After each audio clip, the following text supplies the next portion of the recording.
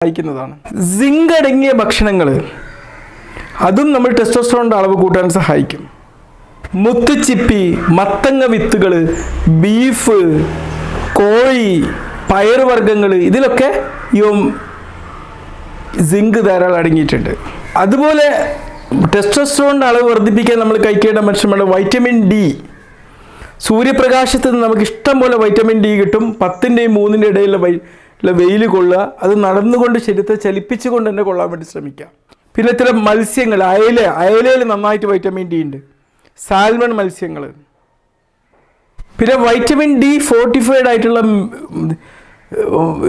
പാലൊക്കെ നമുക്ക് കിട്ടും, അതും നമ്മൾ ടെസ്റ്റോസ്റ്ററോണിൻ്റെ അളവ് വർദ്ധിപ്പിക്കാൻ സഹായിക്കും.